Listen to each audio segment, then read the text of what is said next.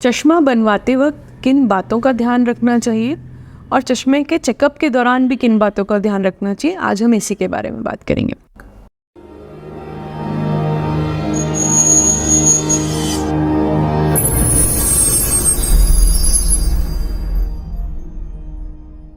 नमस्ते, मैं हूं डॉक्टर त्रुषा अग्रवाल और आप देख रहे हैं आई हेल्थ फॉर यू।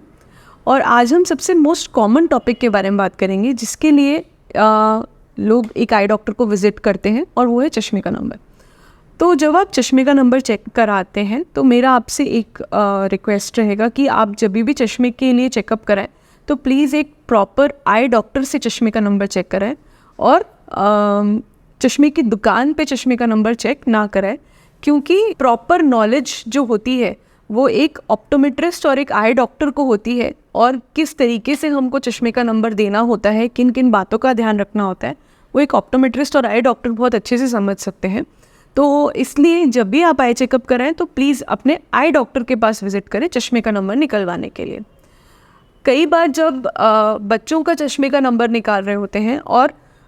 इन बड़ों का भी जिनका स्क्रीन टाइम बहुत ज़्यादा होता है, या जो आईटी प्रोफेशनल्स होते हैं, या जो बच्चे बहुत ज़्यादा पढ़ाई कर रहे होते हैं, ट्यूशन्स के लिए जा रहे होते हैं, तो आप अक्सर देखते हैं जब आप चश्मे की दुकान पे जाते हैं तो वो मशीन पे पहले आपका एक चश्मे का नंबर निकालते हैं और फिर वो आपको लेंसेज लगा के फिर आपको चश्मा प्रिस्क्राइब करते हैं। बट कुछ पर्टिकुलर केसेस ऐसे होते हैं, स्पेशली बच्चे और बड़े जिनका स्क्रीन टाइम ज़्यादा होता है, उनमें हमेशा रिकमेंडेड होता है कि पहले ड्रॉप्स भी डाले जाए, ड्रॉप्स डाल के आई को डायलेट किया जाए, पुतली को फैलाया जाए, और चश्मे का नंबर कंफर्म करके फिर ही उनको चश्मे का नंबर देना चाहिए। इसको डायलेटेड रिफ्रैक्शन बोलते हैं, और इस बात का ध्यान रखना बहुत ही ज़्यादा ज़रूरी है, बिकॉज यदि सिर्फ हमने मशीन के निकाले हुए नंबर से डायरेक्टली चश्मे का नंबर दे दिया तो चश्मे का नंबर गलत हो सकता है, जिसकी वजह से काफ़ी सारे मरीज़ मेरे पास अक्सर आते हैं हेडेक की प्रॉब्लम लेके, क्योंकि उनको ओवर करेक्टेड या वो ज़्यादा चश्मे का नंबर दिया होता है और उतना नंबर उनको रिक्वायर्ड नहीं होता है। तो इसलिए कई बार चश्मे का नंबर निकालते वक्त हमको इन सभी बातों का ध्यान रखना चाहिए कि कुछ कुछ केसेस में हमको ड्रॉप्स भी डाल के चश्मे का नंबर निकालना पड़ सकता है। तो ये तो एक ज़रूरी बात थी। सेकंड, जब आप चश्मा बनवाने जाते हैं किसी भी ऑप्टिकल शॉप पे, तो 3 टाइप के बेसिक मटेरियल्स होते हैं जो कि आप चश्मा बनाने के लिए आपका ऑप्टिकल शॉप वाला पर्सन आपको बताएगा।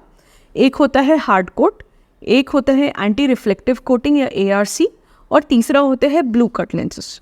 तो हार्ड कोट जो होते हैं वो सबसे बेसिक टाइप के मटेरियल होता है, और उसमें आपको दिखता तो अच्छा है बट क्वालिटी ऑफ विजन उतनी अच्छी नहीं होती, और स्पेशली जब आप रात में जाते हैं बाहर और कोई स्ट्रीट लाइट्स होती हैं या रूम में भी जो लाइट्स होती हैं उनका रिफ्लेक्शन दिखता है। तो इसलिए जब भी आप चश्मा बनवाएं, अगर आप बनवाएं तो एंटी रिफ्लेक्टिव कोटिंग का या ब्लू कट लाइट का ही बनवाना प्रेफरेबल रहेगा। और एंटी रिफ्लेक्टिव कोटिंग का ये बहुत बड़ा एडवांटेज होता है कि जब भी आप कोई चीज़ों को देखते हैं तो वो रिफ्लेक्शंस को ब्लॉक कर देता है, तो इसलिए क्वालिटी ऑफ विजन बहुत अच्छा होता है उसमें। ब्लू कट लेंसेज का एक एडिशनल एडवांटेज होता है, और ये स्पेशली उन लोगों के लिए बहुत इम्पॉर्टेंट है जिनका स्क्रीन टाइम बहुत ज़्यादा है, जो कंप्यूटर या फ़ोन पे काफ़ी ज़्यादा वक्त बिताते हैं, बिकॉज जो भी स्क्रीन्स होते हैं उनसे एक ब्लू लाइट एमिट होती है, और जिसका कुछ रिसर्च आर्टिकल्स में देखा गया है कि जब लंबे समय तक एक्सपोजर हो तो आँख के रेटिना पे उसका कुछ बैड इफ़ेक्ट पड़ सकता है। और साथ के साथ हमारी सर्केडियन रिदम, जैसे कि बॉडी के रोज़ सोने उठने, उसकी रिदम के ऊपर भी उसका इफ़ेक्ट पड़ सकता है। तो इसलिए ब्लू कट लेंसेज भी मार्केट में अवेलेबल है, तो जिनका स्क्रीन टाइम ज़्यादा है उनको ये रिकमेंडेड रहेगा कि वो ब्लू कट ग्लासेस के लिए जाएं। हमेशा जब भी आप कोई भी लेंसेज सिलेक्ट कर रहे हैं,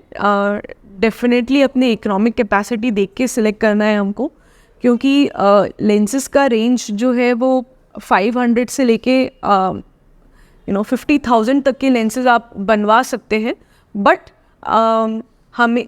क्वालिटी पे भी ध्यान देना है। अगर लो क्वालिटी लेंसेज बनवाएंगे तो क्वालिटी ऑफ विजन भी अफेक्ट होगा, बट बहुत ज़्यादा हाई क्वालिटी लेंसेज, बहुत एक्सपेंसिव लेंसेज भी उन्हीं लोगों के लिए इम्पॉर्टेंट है जिनका वर्क प्रोफाइल बहुत ही इम्पॉर्टेंट है, या जिनका स्क्रीन्स का काम बहुत इंपॉर्टेंट है, तो आपको बीच में एक बैलेंस बना के और अपने जो ऑप्टिशियन है उससे सजेशन लेना चाहिए कि कौन से लेंसेज आपके लिए सूटेबल रहेगा। जब भी आप कोई भी लेंसेज सिलेक्ट करते हैं तो कुछ लोकल कंपनी के लेंसेज होते हैं और कुछ स्टैंडर्ड कंपनी के लेंसेज होते हैं, जैसे क्रिजाल, एसएलआर, विजन आरएक्स। तो जब भी आप कोई ऑप्टिकल शॉप पे जाएं तो उनसे उनके डिफरेंसेस भी समझिए, बिकॉज यदि आप कोई प्रॉपर कंपनी के लेंसेज बनवाते हैं तो उनकी कॉस्ट ज़्यादा होती है, और जब आप लोकल लेंसेज यूज़ करते हैं तो उसकी कॉस्ट कम होती है, और अल्टीमेटली इफ़ेक्ट जो आता है वो क्वालिटी ऑफ विजन पे आता है। जिन लोगों को दूर और पास दोनों का चश्मे का नंबर होता है, उनके लिए 2 टाइप के लेंसेज होते हैं, या तो बाइफोकल लेंसेज होते हैं या प्रोग्रेसिव लेंसेज होते हैं।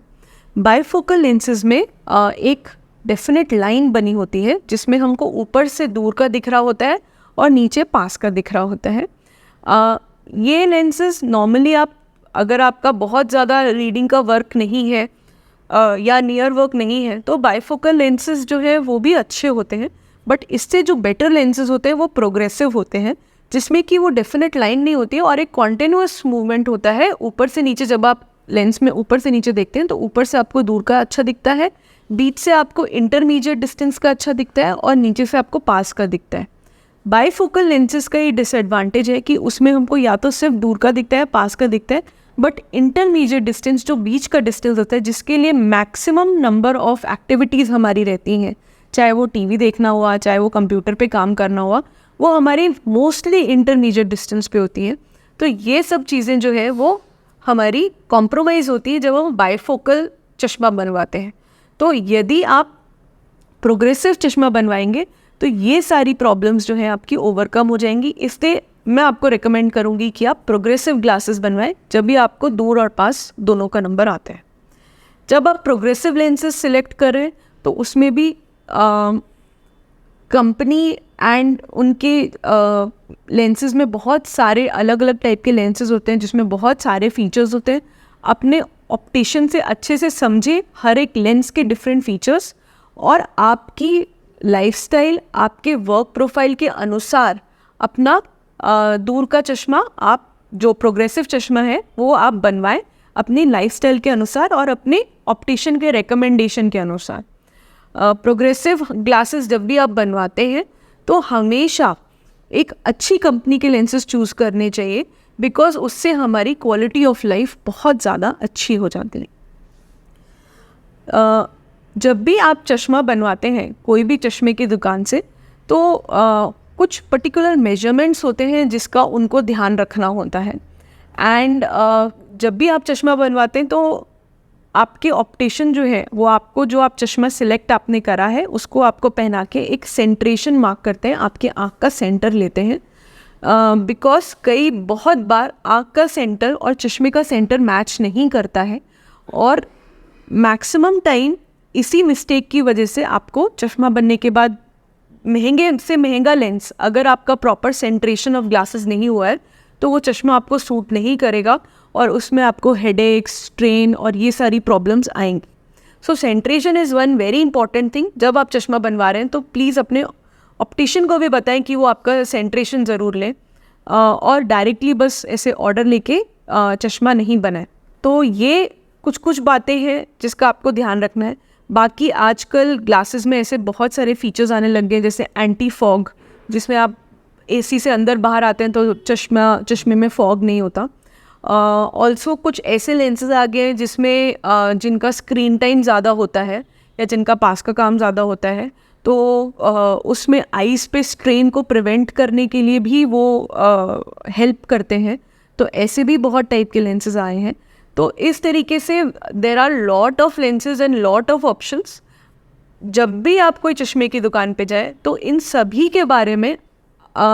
उनसे परामर्श करें, उनसे समझें और फिर अपने लाइफस्टाइल के अनुसार चयन करें कि आपको किस टाइप का चश्मा अपने लिए पसंद करना है। ऑल्सो जब आप चश्मा बनवा रहे हैं, जैसे कि बाइफोकल या प्रोग्रेसिव या नॉर्मल चश्मा भी बनवा रहे हैं, तो इन कुछ चीज़ों का ये भी ध्यान रखना ज़रूरी है कि वो आपकी आइज़ जो आपका विजुअल फील्ड है उसको पूरे अच्छी तरीके से कवर करें। बहुत ज़्यादा छोटा होगा अगर आपका लेंस तो उसमें आपको फील्ड ऑफ विजन आपका रिस्ट्रिक्ट हो जाएगा। आप नीचे देखेंगे या ज़्यादा ऊपर देखेंगे तो आपको क्लियरली नहीं दिखेगा। तो इन सब मेजरमेंट्स का भी ध्यान रखना पड़ेगा और इस सब का भी सजेशन आपको अपने चश्मे के दुकान वाले से लेना रहेगा कि कौन सा लेंस का साइज़ आपके लिए सूटेबल है, कौन सा फ्रेम आपके लिए सूटेबल है, तो वो देख के आपको सजेस्ट करेंगे।